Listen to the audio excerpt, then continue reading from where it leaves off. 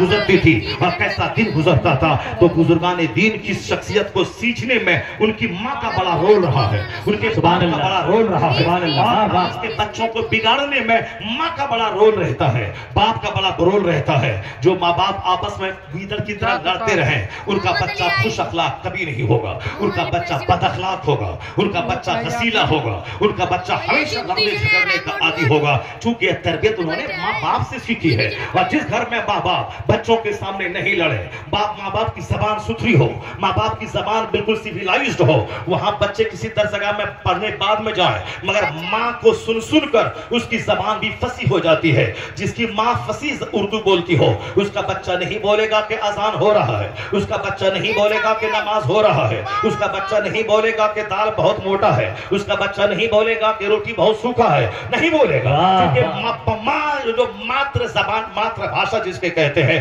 کہ بچہ اپنی ماں کی زبان کو نقل کرتا ہے. بچہ ایک دل کا ہو, اس دل سے ماں باپ کی نقل شروع کر دیتا ہے. اس وقت میں یہ لاشعور میں ماں کی ساری باتیں رہتی ہے, لیکن جب بچہ شعور کی عمر کو پہنچتا ہے, یہ لاشعور کے اسٹور روم میں جتنی باتیں ہیں وہ سب دھیرے دھیرے وہاں سے آ کے زبان کے راستے سے باہر نکلتی ہے. اسی لیے اب آپ چاہیں ان کے دماغ میں چاہے گالی دے دیں, چاہے فحش بات دے دیں, اور تاکہ بچہ جب بولنے لگے تو اس کی زبان سے وہی کچھ نکلے گا جو آپ نے اس کے اسٹور میں, انکرسس کے اسٹور میں, لاشعور کے ذخیرے میں آپ نے جمع کیا ہے. جس کی ماں پڑھی لکھی ہو, جس کی ماں مہذب ہو, وہ بولے گی بیٹا چپ رہو, اذان ہو رہی ہے, ابو نماز کے لیے گئے ہیں, جماعت ہو رہی ہے, بیٹا روٹی کھا لو, روٹی سوکھی رہے کچھ بھی رہے اس میں عیب نہیں لگانا چاہیے, دال چاہے پتلی رہے یا گاڑھی رہے, جو سامنے ملے کھا لینا چاہیے, کھانے میں عیب نہیں نکالنا چاہیے. ہم جس پیغمبر کا ہم کلمہ پڑھتے ہیں, ہمارے پیغمبر نے کبھی کھانے میں عیب نہیں لگایا کہ دال پتلی ہے یا روٹی سوکھی ہے یا فلاں غذا اچھی نہیں ہے. نہیں, جب دل چاہتا تو کھا لیتے, نہیں تو آپ خاموش رہتے اور کھانا نہیں کھاتے, مگر عیب نہیں لگاتے. ماں آبا نبی علیہ السلام سرکار نے کبھی عیب نہیں لگایا کسی کھانے پر. چاہت ہوئی تو کھا لیا, چاہت نہیں ہوئی تو نہیں کھایا. یہ ہے کھانے کے ساتھ سلوک کرنے کا حال. جب ایک ماں اپنے بچوں کی گھٹی میں یہ پلائے گی, ان کے بچے کی زبان بھی اچھی ہو جائے گی, اور ماں کے سمجھانے کے بعد بچہ ماں کی گود سے حدیث رسول بھی سیکھ لے گا, حضور کی محبت بھی دل میں پیدا ہوگی. جب ماں اچھی ہو تو بچہ اچھا ہوتا ہے. قدرت کا قانون ہے, جب کھیت زرخیز ہو وہاں سے فصل شاندار پیدا ہوتی ہے, اگر زمین بنجر ہو وہاں سے جلی ہوئی فصل پیدا ہوتی ہے. اور قدرت کا قانون ہے کہ زمین کے ہر خطے میں الگ الگ کوالٹی کی فصلیں پیدا ہوتی ہے. سیب پیدا کرنے کے لیے اتر پردیش کی زمین نہیں چاہیے, سیب پیدا کرنے کے لیے کشمیر اور شملہ کی زمین چاہیے. اخروٹ پیدا کرنے کے لیے اتر پردیش اور بہار کی زمین نہیں, اس اخروٹ پیدا کرنے کے لیے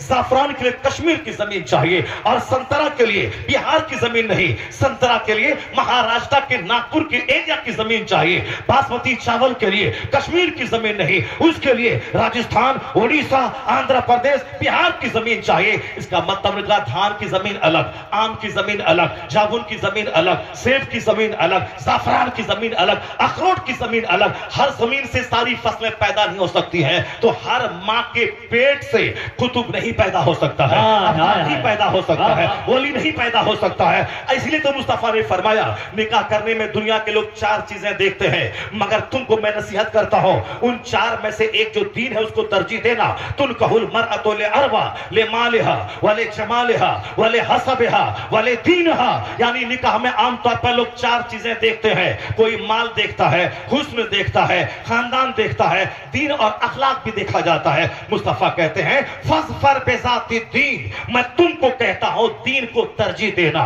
اگر دیندار اولاد چاہیے جس کو دیکھو تو کلیجہ ٹھنڈا ہو, جس کے اعمال سے جگر ٹھنڈا ہو, مرنے کے بعد جو تمہارے جنت جانے کا ذریعہ ہو جائے, جو تمہارے مرنے کے بعد تیرے لیے مغفرت کی دعا کرے, پنجگانہ نماز کے بعد دعا کرے, حج کرے تو وہاں دعا کرے, تیرے بچوں کو معلوم ہو وہ دعا قبول ہوتی ہے جس میں ماں باپ کو شریک کیا جائے, وہ دعا قبولیت سے قریب ہوتی ہے جس میں ماں باپ کو شریک کیا جائے. یہی دعا اللہ نے بندوں کو سکھایا ہے. تم دعا کرو ربنا اغفر لی ولوالدی, اے اللہ میرے ماں باپ کو بخش, مجھے بخش دے, میرے ماں باپ کو بخش دے. یہی دعا مصطفیٰ نے سکھائی ہے, اللہم اغفر لی ولوالدی, الہی مجھے بخش دے, میرے ماں باپ کو بخش دے. اب ایک بچہ جب حج کرے گا بولے گا اللہم اغفر لی ولوالدی, روضہ رسول پہ حاضری دے گا بولے گا اللہم اغفر لی ولوالدی. وہ نماز پنجگانہ پڑھے گا کہے گا اللہم اغفر لی ولوالدی, کہ زندہ رہو जाओ तो भी बच्चा तेरे लिए दुआ करे, हम मर जाओ तो भी बच्चा तेरे लिए दुआ करे। अगर ऐसी नेक औलाद चाहिए तो औलाद जिस पेट से पैदा होती है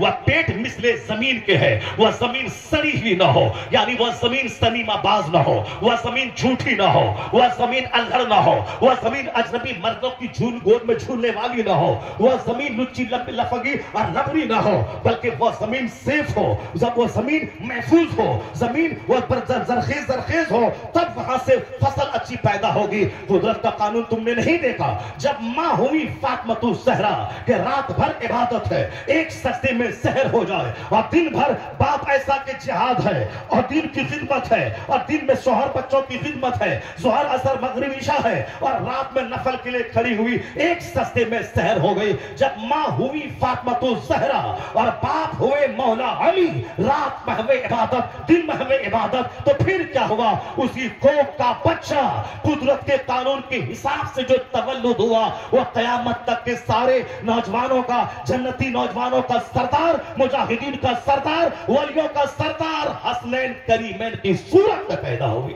जब बाप हो मोहम्मद अली, सैयद मूसा जंगी दोस्त और माँ हो स्तर से लेके पांव तक नेकियों का मुजस्समा, तब बेटा कयामत तक के वलियों का सरदार अब्दुल कादिर जिलानी पैदा हुआ। बाप हुए सैयद गयासुद्दीन जैसा जाहिदे आजम और माँ हुई रात के आखिरी पहर में उठकर जिक्र इलाही करने वाली, तब बेटा 90 लाख काफिरों को कलमा पढ़ाने वाला मोइनुद्दीन चिश्ती पैदा हुआ। और जब बाप हुए सैयद अहमद अली बुखारी और माँ हुई अपने जमाने की राबे असर, तब बेटा चपरासी से लेके बादशाह तक तहज्जुद पढ़वाने वाला निजामुद्दीन देहलवी पैदा हुआ। और जब बाप हुए मुफ्ती नकी अली खान जैसा अपने जमाने के मुफ्ती में एक, और माँ हुई तहज्जुद गुजार, तब बेटा कई करोड़ मुसलमानों के ईमान का तहफ्फुज करने वाला मुजद्दिद आज़म अहमद रज़ा खान फाज़िल बरेलवी पैदा हुए। और जब परदादा हुए आला हजरत और नाना हुए मुफ्ती आज़म हिंद और दादा हुए हुज्जतुल इस्लाम और बाप हुए मुफस्सिर आज़म हिंद और माँ हुई अपने ज़ेवरात को जरूरत पर बेचकर मंज़िल इस्लाम की तालीम का दरवाजा बंद ना हो, मदरसिन की तनख्वाह दिलाने वाली, तब उसी कोख का बच्चा 10 करोड़ कमोबेश मुरीदों का मुर्शिदे बरहक अख्तर रज़ा का अज़हरी की सूरत में पैदा। नारे तकबीर, नारे रिसालत, आज जो बच्चे मेरे लफंगे पैदा हो गए, जो हमारे बच्चे लुच्चे पैदा हो गए, जो हमारे बच्चे आज माँ बाप के दिल को दुखाने वाले पैदा हो गए, इसमें 100% कसूर हमारा है कि हमने अपने बच्चों को घर में दीन नहीं सिखाया, हमने अपने बच्चों के सामने हुजूर की हदीस नहीं पढ़ी, हमने अपने बच्चों के सामने रोजाना कुरान पाक की तिलावत नहीं की। ऐसा थोड़ी होता है कि चलें पूरब और पहुंच जाएं काबा, काबा नरसी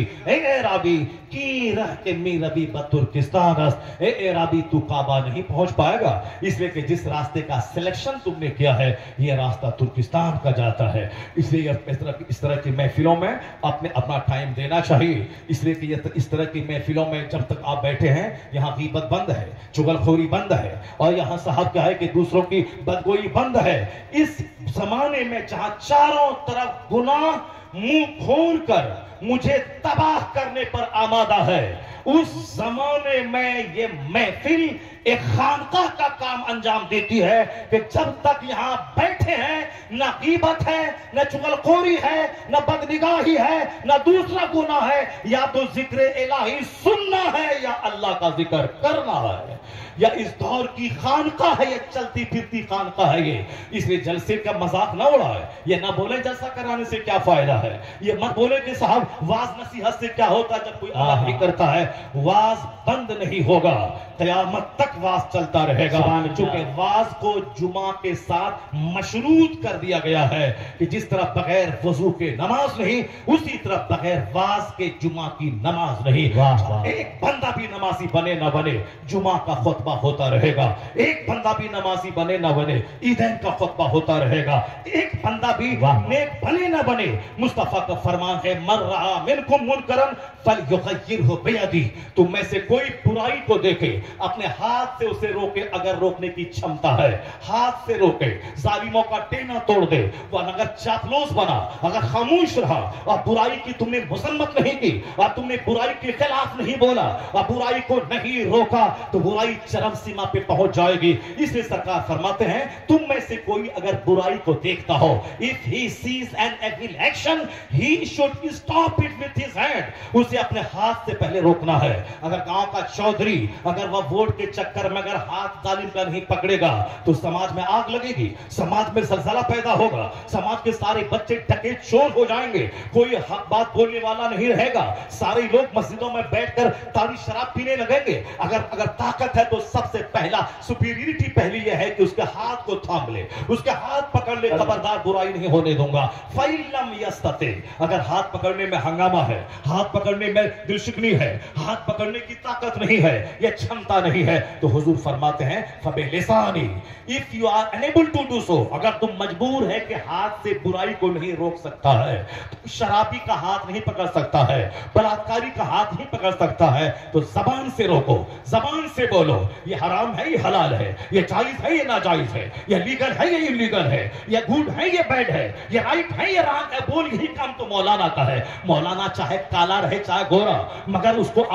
کو ارب پتی پاؤں چومتے ہیں. کیوں؟ اس کا چہرہ دیکھ کر نہیں, ارب پتی پاؤں چوم کر یہی کہتے ہیں کہ میں تیرے چہرے کو دیکھ کے تعظیم نہیں کی, جو تیرے سینے میں علم مصطفیٰ ہے, حدیث قرآن کا علم ہے, میں نے اس کا سمان کیا ہے. تو عالم قابل احترام اس لیے ہوتا ہے وہ مصطفیٰ کا نائب بن کے ہے. تو نائب پیغمبر ہونا, 1000 بیگھہ زمین کا جوتنے والا ہونا اور ہے, پردھان منتری مکھ منتری بننا اور ہے, نائب پیغمبر ہونا اور ہے. نائب پیغمبر کے بارے میں بھلے ہی مشہور نہ ہو یا پیر ہے کہ نہیں ہے, اگر وہ مسجد کا امام عالم ہے وہ ہمارے لیے قابل احترام ہے, وہ نائب پیغمبر ہے. ارب پتی ہونا اور کھرب پتی ہونا اور ڈی ایم ایس پی ہونا اور ہے, نائب پیغمبر ہونا اور ہے. سبحان اللہ. اس لیے عالم دین کی جو فضیلت مصطفیٰ نے بیان فرمائی, فضل العالم علی العابد کا فضلی علی ادناکم, مصطفیٰ کہتے ہیں عالم کی فضیلت عبادت گزار پر, شرابی پاپی بدکار پر نہیں,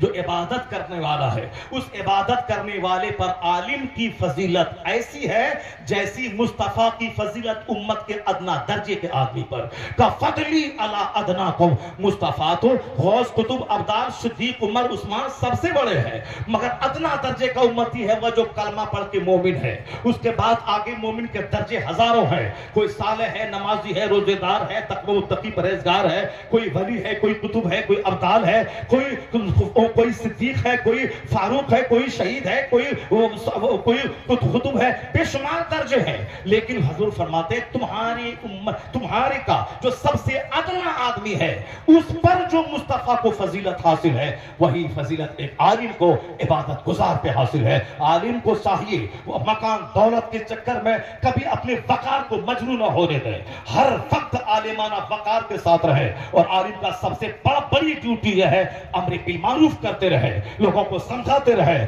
چاہے لوگ برا مانے کچھ بھی مانے, جمعہ کا خطاب ہوتا رہے گا, جو عیدین کا خطاب ہوتا رہے گا. اسے عالم امر بالمعروف کی وجہ سے لیصلون علی معلم الناس الخیر, اس کی وجہ سے عالم ممتاز ہوتے ہیں. تو جو عالم ہوگا وہی پیر ہوگا, اور جو نائب غوث ہوگا وہ خطیب ہوگا, وہ مدرس بھی ہوگا. اور پھر اس زمانے میں سارے پیروں میں مخلوق کا وہ مرجع ہوگا, امر بالمعروف کرنے میں سب سے آگے ہوگا, یعنی متقی اعظم ہوگا. اپنے زمانے کا متقی, اپنے زمانے کا سب سے بڑا خطیب, اپنے زمانے کا سب سے بڑا مصنف, اپنے زمانے کا سب سے بڑا مدرس. غوث اعظم نے کتابیں لکھی, غوث اعظم درسگاہ میں پڑھایا, غوث اعظم نے